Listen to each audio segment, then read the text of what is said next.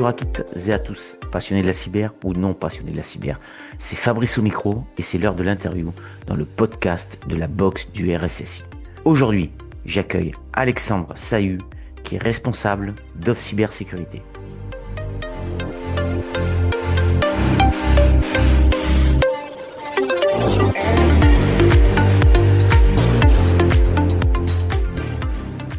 Bonjour Alexandre, très heureux de t'accueillir dans cette nouvelle interview du podcast de la box du RSSI. Alors je fais un petit rappel traditionnel puisqu'en fait le podcast continue son chemin, il y a toujours des nouveaux auditeurs, donc on fait un petit rappel, comment ça va se passer. Alexandre va se présenter rapidement, on va bien sûr parler de sujets de la cybersécurité en s'attachant à vulgariser au maximum. Puis Alexandre nous présentera un sujet qu'il souhaite mettre en avant, nous parler d'une chose cyber. Et enfin, on finira par les questions traditionnelles que je pose à tous les interviewés. Il ne va pas passer outre les questions. Donc, je rejoins immédiatement Alexandre. Bonjour Alexandre, comment ça va Alexandre ?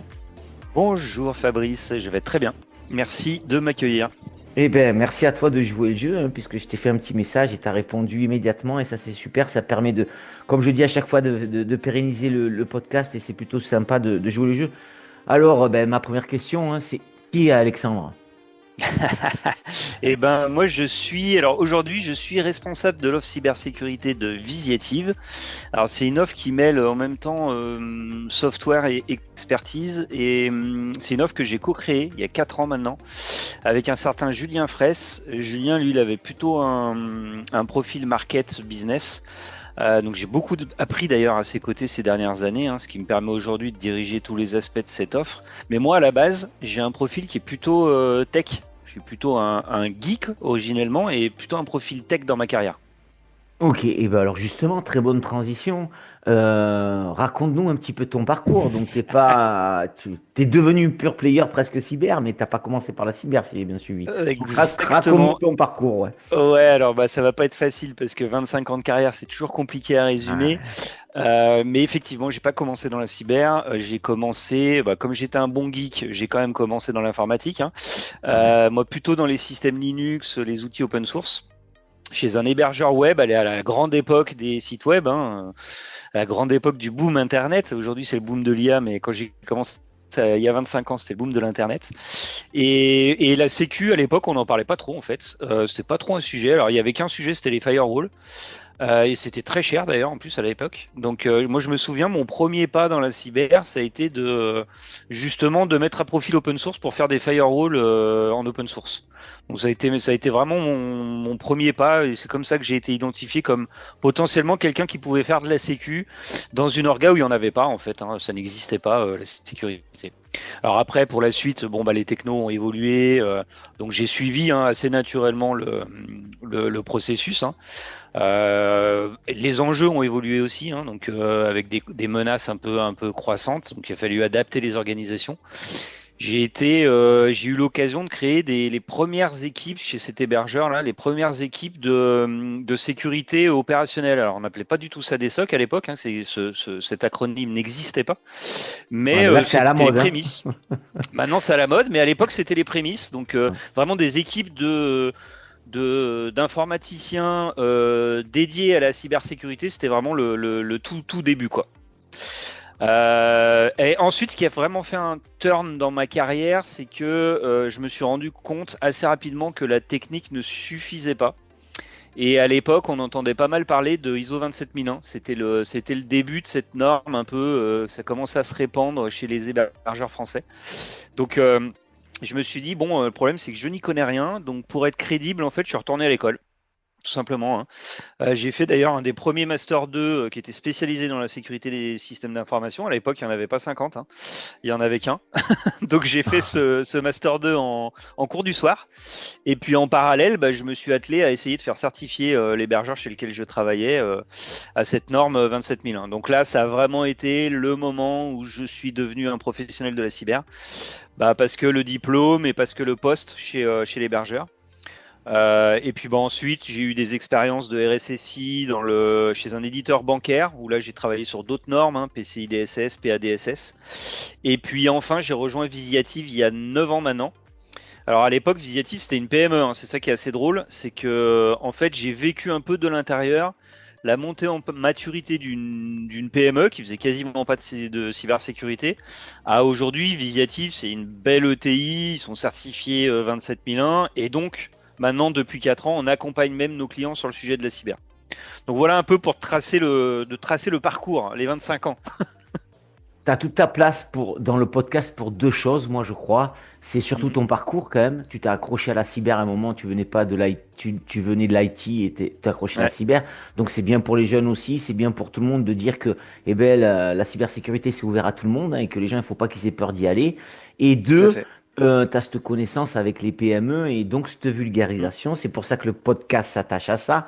Et justement, Ouais. c'est pour ça la transition, elle est là. C'est qu'est-ce que tu Mm. penses de cette vulgarisation cyber, toi qui as donc l'expérience en accompagnant ces PME, maintenant tu es une ETI. Ouais. Est-ce qu'il y a un sujet? Est-ce qu'il n'y a pas de sujet? Est-ce qu'elle est nécessaire? Est-ce qu'elle est obligatoire? Il faut Elle continuer. est Ouais, elle est essentielle. Mais vraiment, moi, elle est au cœur de ma démarche hein, avec mes clients.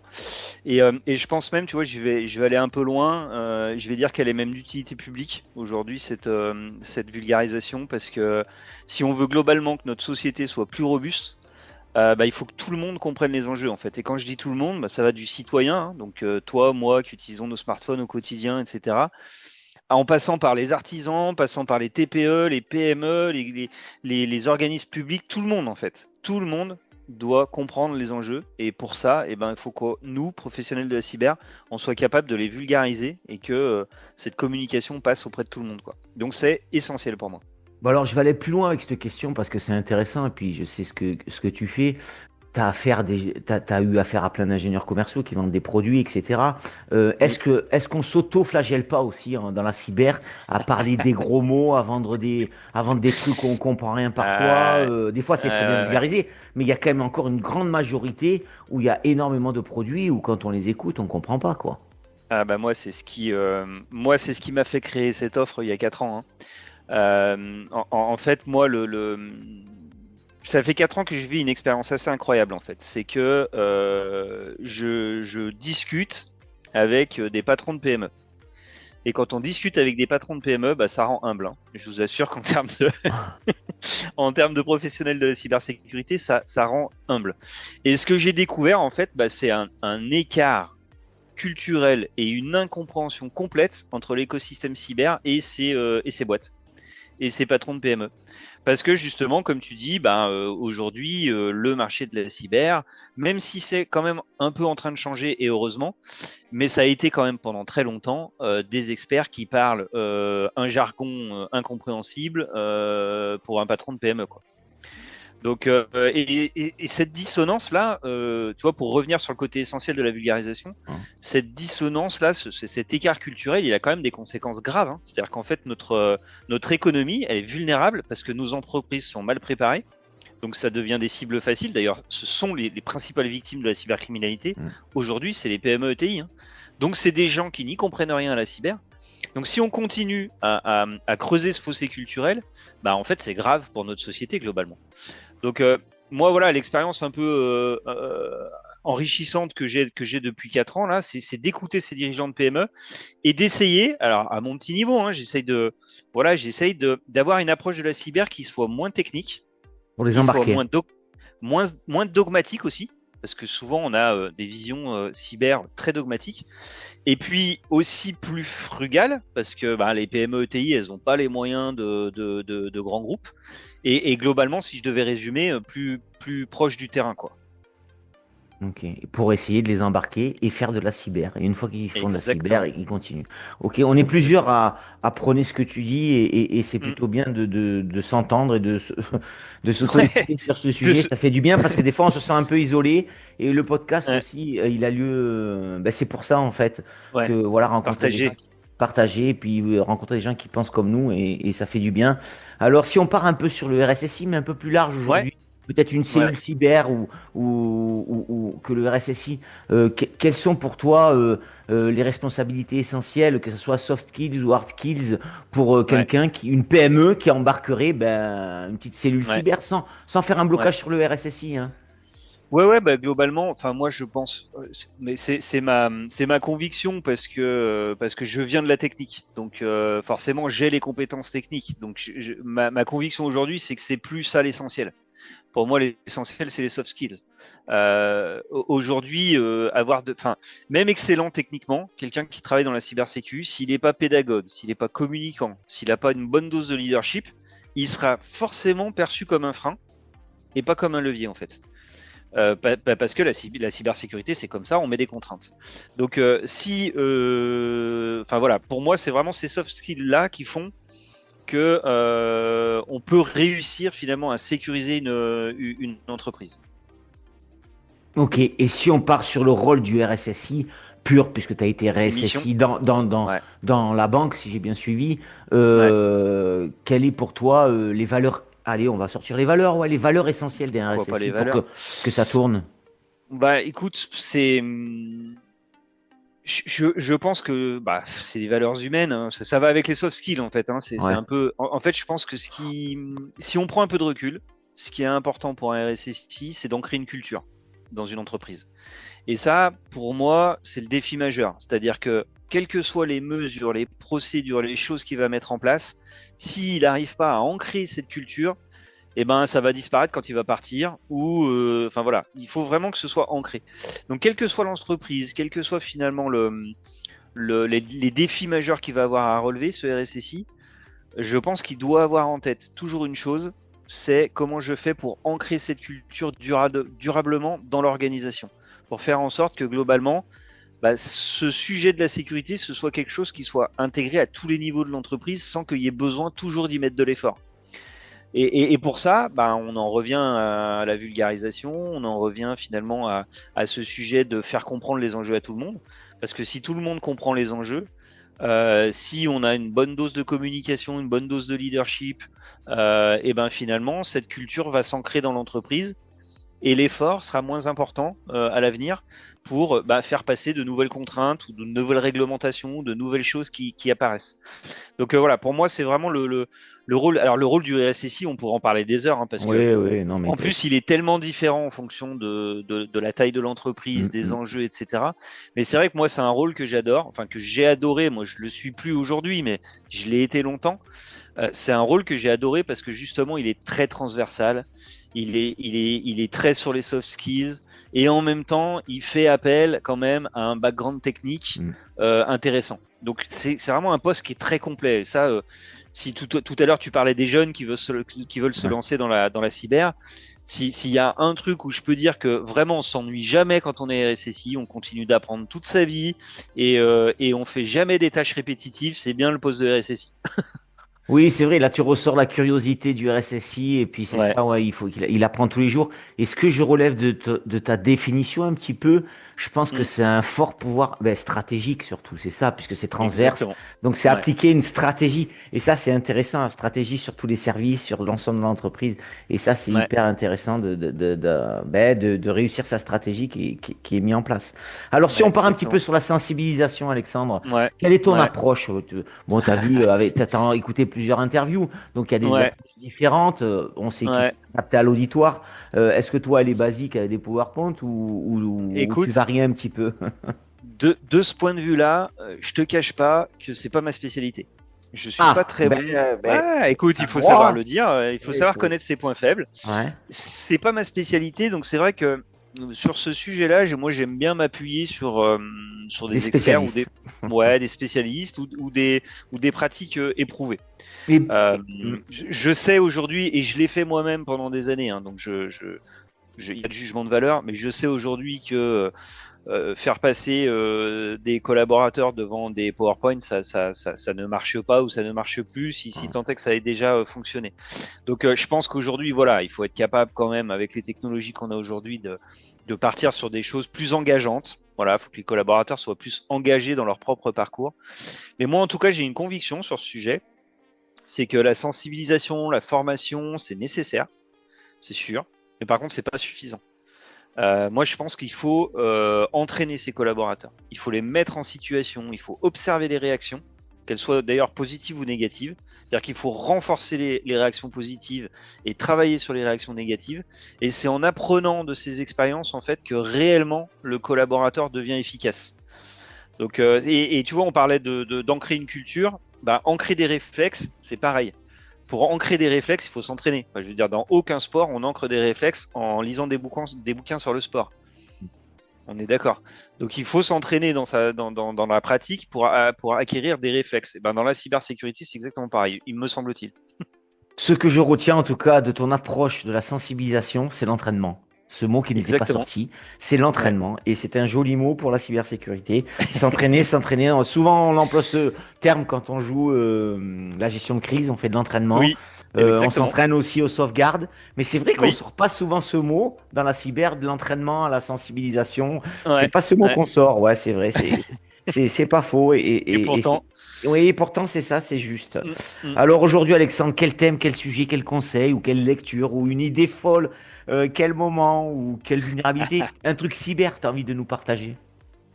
Bah, moi, je vais peut-être un peu me répéter là-dessus parce que c'est ce que je vis depuis 4 ans, c'est ce qui me fait me lever le matin, c'est d'accompagner c'est d'accompagner des patrons de PME sur ce sujet. Donc moi, ce que j'ai envie de partager en fait avec nos auditeurs, hein, et peut-être des professionnels de la cybersécurité et peut-être pas que, c'est qu'il faut vraiment qu'on sorte un peu de notre petit monde de la cyber et qu'on aille parler à des gens qui n'y comprennent rien et qui pourtant ont des enjeux et des menaces sur le sujet. Et donc ça peut être des maires de petites villes, ça peut être des patrons de PME, ça peut être des artisans. Voilà, ce que je disais tout à l'heure, c'est-à-dire vraiment sortir finalement de ce qu'on voit dans la cyber, parce que quand on est RSSI, on a une vision de la cyber, de l'entreprise quand même de taille suffisamment importante pour avoir ce rôle-là dans l'entreprise.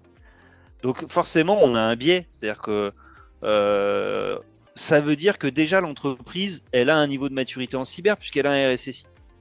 Et on ne voit pas toutes les autres en fait. Ouais, ouais, Et pourtant, aujourd'hui, c'est toutes les autres qui ont besoin de nous.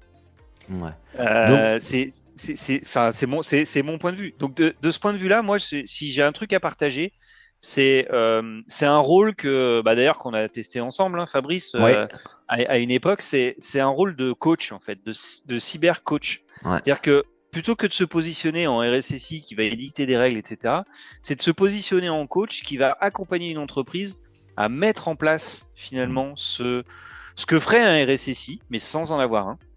Et en fait, moi, ma conviction, c'est que si on arrive comme ça à coacher des entreprises, des mairies, des collectivités locales, à les coacher sur ce sujet-là et à les rendre autonomes pour piloter leur cybersécurité, et ben en fait, on gagnera tous collectivement en résilience dans la société en fait.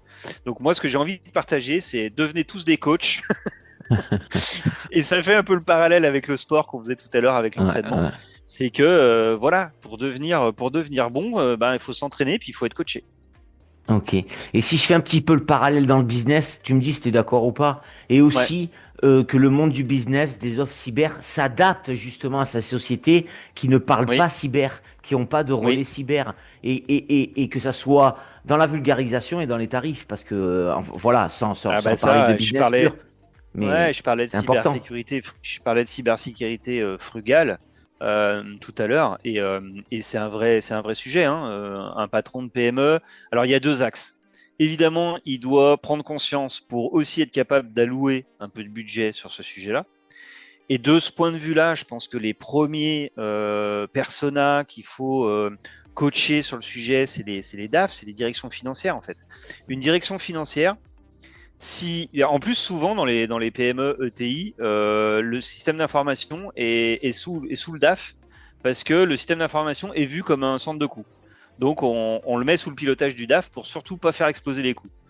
Et c'est assez rarement vu comme un enjeu business.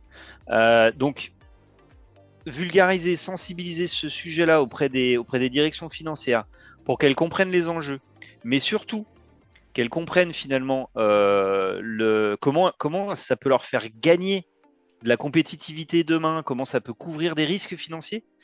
une fois que la direction financière est convaincue que des investissements cyber sont nécessaires, bah déjà on a gagné une partie de la bataille. Parce qu'après, ça veut dire que la direction des systèmes d'information ou le responsable informatique, bah, il va avoir un petit peu plus de moyens pour travailler. Ça, c'est la première, le premier axe. Et le deuxième axe, je suis assez d'accord avec toi, c'est qu'il faut que le marché s'adapte. Il faut arrêter de proposer des solutions de cyber qui sont inaccessibles en termes de prix à des PME. Et même à des PME qui ont fait cette prise de conscience et qui ont des budgets cyber, bah, il faut qu'elles puissent trouver sur le marché des solutions adaptées à leur portefeuille quelque part. Et c'est possible, objectivement, c'est possible. J'en ai vu, on commence à en trouver. Ça commence à bouger, hein. Là, on est un peu pessimiste, mais en vrai, ça commence à pas mal bouger parce que tout le monde s'est bien rendu compte quand même qu'on avait un problème avec les PME ETI en France, pardon. Donc ça commence à bouger. Mais voilà, s'il y avait un message, ce serait de dire créer des offres, créer des solutions frugales à destination d'entreprises qui n'ont pas les moyens d'acheter ce que achètent les grandes entreprises. Merci bien sûr de ton expertise sur ce sujet. Alors, encore deux petites questions avant le mot de la fin, Alexandre. Avec plaisir. La place des femmes dans la cyber, tu en La penses place quoi? des femmes. Et ben alors, c'est marrant parce que comme tu as été sympa, tu m'as envoyé les questions avant. J'en ai parlé avec ma femme hier soir. Parce que je me suis dit, bon, je vais en parler. Et en fait, c'est assez drôle parce que on avait une vision un peu opposée. Moi, je trouve qu'elle est complètement insuffisante, la place des femmes. Et j'ai tendance à mettre ça un peu sur le dos d'une culture qu'on a en France. Et tu vois, j'avais tendance à remonter assez loin en disant, bah, c'est dans l'éducation, quoi, où on genre beaucoup, où même les métiers sont présentés de manière genrée, où, tu vois, on entend souvent à la télé en ce moment parler du fait qu'il y a peu de femmes dans les filières scientifiques et qu'il faut essayer de les pousser vers les filières scientifiques, etc. Donc, tu vois, j'avais un peu cette vision-là. Et ma femme, elle me rétorque en me disant, oui, mais attends, il y en a quand même vachement plus qu'avant, ça a quand même vachement changé, l'éducation, elle est quand même vachement plus moderne maintenant. Donc voilà, donc je suis un peu partagé entre les deux, entre me dire, oui, c'est vrai, moi, quand j'ai commencé il y a 25 ans, même dans l'IT, il n'y avait pas de femmes, du tout. Dans la cybersécurité, encore moins. Et c'est vrai qu'aujourd'hui, quand je prends un peu de recul, bah, j'en ai eu dans mes équipes, dans notre réseau, on en a, tu en as reçu sur le podcast. Donc il y a des femmes dans la cybersécurité et c'est génial. Et je pense que je pense que ça va être de plus en plus parce que ben les femmes qui sont aujourd'hui dans la cybersécurité, et ben c'était les écolières d'il y a 10 ans, il y a 15 ans. Donc j'ai espoir de me dire que les filles qui sont à l'école aujourd'hui, ben, il y en aura beaucoup plus dans la cyber demain. Donc voilà, c'est ma petite note d'espoir. Et je pense, si j'ai un petit message à faire passer, c'est de dire, bah, mettons en avant aujourd'hui les femmes dans la cybersécurité pour que ça donne aussi des idées aux filles qui sont à l'école et de se dire, bah oui, en fait, la cybersécurité, c'est pas du tout un métier genré, c'est pas un métier d'homme, c'est un métier qui est accessible à tout le monde.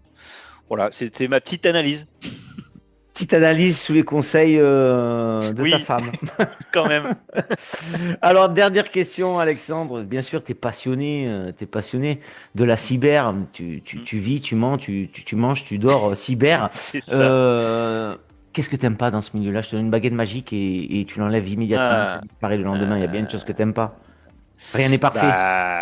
alors rien n'est parfait et j'exècre de plus en plus et plus le temps avance et plus j'exècre, c'est justement ce que j'appelle la cybersécurité dogmatique. C'est-à-dire, d'estimer qu'en fait l'état de l'art c'est ça et que quelle que soit l'entreprise, la taille de l'entreprise, le contexte, il faut être à l'état de l'art. C'est Moi, j'ai eu des échanges un peu musclés, hein, quelquefois, avec, je les citerai pas évidemment, mais avec des gens qui édictent les normes ou qui édictent les lois ou qui sont là pour les faire respecter. Et je trouve ça fou, en fait, d'imaginer que parce que on a édicté une norme ou une loi, tout le monde va pouvoir s'y conformer et selon les textes de la loi, quoi. Donc ça, moi, ça me sort de plus en plus par les yeux. J'ai vraiment du mal avec ça. Et comme ça fait 4 ans en plus que voilà, je travaille le sujet dans des PME, Bon, bah, je peux vous assurer que quand vous regardez Nice 2, ce qu'il faut faire et la PME, comment elle doit s'y conformer, il faut beaucoup d'adaptabilité, il faut être capable de comprendre l'esprit de la loi plutôt que la loi elle-même. Donc, en gros, il faut arrêter d'être dogmatique, quoi. Ouais, et puis c'est pas parce que on suit la réglementation, la normalisation de HKZ qu'on est sécurisé à 100%. Hein. Mais en plus, Il faut pas c'est confondre. ça le Hein. pire.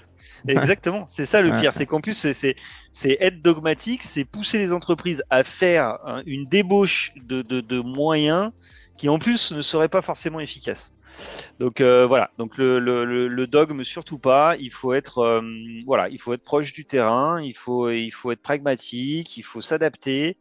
Et puis moi, ce que je dis toujours, c'est qu'il vaut mieux faire un petit peu que rien faire du tout, parce que l'idéal nous semble inaccessible. Le problème avec le fait d'être dogmatique, c'est qu'on dit il faut faire ça. Les gars en face, ils se disent bah on n'y arrivera jamais, donc on fait rien. Moi, je l'ai vu ça dans les entreprises. Mhm. Donc, Donc il faut mettre un pied à l'étrier, quoi. exactement, il faut commencer petit, il faut commencer à s'améliorer en fait. En commençant à s'améliorer, ensuite, il y a des choses qui nous paraissaient inaccessibles il y a 3 ans. Moi, je l'ai vu dans des PME. On parlait de SOC tout à l'heure. Moi, j'ai accompagné des PME. Je leur parlais de SOC il y a 3 ans, mais c'était inconcevable pour eux. Inconcevable. Et ils étaient persuadés qu'ils n'iraient jamais. Et 3 ans après, je les accompagne dans le déploiement d'un SOC. Mais parce qu'ils y sont allés petit à petit. J'ai pas été dogmatique en disant il vous faut un SOC maintenant parce que c'est comme ça. C'est non, j'ai dit, ouais, ok, on va avancer petit à petit, on va ancrer cette culture dont je parlais tout à l'heure. Ouais, On va puis, ancrer cette culture, on va faire des petits pas. Et au bout d'un moment, ça leur a semblé évident que l'étape suivante, c'était le SOC. oui, puis je pense que derrière, il y a les compétences et les humains. Bah Il y oui. a un socle, on met ça, on prend les Mm, compétences tout doucement, on monte, après on monte d'un cran, on met un autre outil, on s'améliore, exactement. l'amélioration continue, donc c'est important. Merci pour tous ces éléments et ce partage à tous nos auditeurs. Avec Alors, il me plaisir, reste une question. bien Alexandre, est-ce sûr. que tu as pensé à me désigner une personne pour une prochaine interview dans le podcast de la boxe du RSSI? Ouais, alors en plus, Ah, je vais lui faire la surprise parce que je lui en ai pas parlé. ah, Mais c'est ok. pas grave, je vais lui en parler. Je travaille depuis peu avec un certain Clément Donzel. Ouais. Clément Donzel, ça a été une vraie découverte. Du coup, je vous invite à chercher. Il est sur les réseaux, il publie pas mal. Donc, je le recommande pour ce podcast. Je pense que sa vision, elle sera intéressante. Bon, alors évidemment, si je te le propose, c'est parce qu'il partage pas mal de mes valeurs, de Ouais, mes convictions. Donc, ça va un peu renforcer très bien. notre vision. Mais comme tu disais au départ, c'est bien aussi de s'écouter, de s'entendre et Ouais, ouais, ouais. de se renforcer dans nos convictions. Donc Clément Donzel, je pense, ce sera un bon invité. Ok, merci Alexandre, tu le préchauffes, bien sûr. Je compte sur toi. Ouais, je vais le préchauffer, pas de problème. Ok, bon, ben, je te remercie. Merci Alexandre pour ces témoignages, cette approche vulgarisée de la cyber et cette approche pragmatique et pleine de bon sens. C'est important la cyber, le bon sens au lieu de suivre parfois des normalisations, des règles qui sont drastiques. Le bon sens doit l'emporter et je pense que tu en as plein. Je te remercie pour ça. Le mot de la Merci fin il Fabrice. appartient toujours à l'interviewé. C'est à toi et c'est maintenant. Ah bah écoute, mot de la fin, il sera à destination du coup plutôt des entreprises. Commencez petit mais commencez. La cybersécurité c'est une course sans frein, donc il faut adapter un rythme qu'on peut tenir dans le temps. Voilà, c'est ce que je dis souvent à mes clients, donc ce sera mon mot de la fin.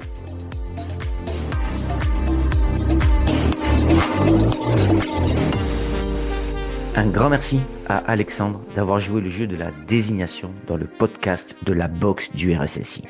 Je lui souhaite un bel épanouissement dans son job. Je n'oublie pas la personne qu'il a désignée pour une prochaine interview.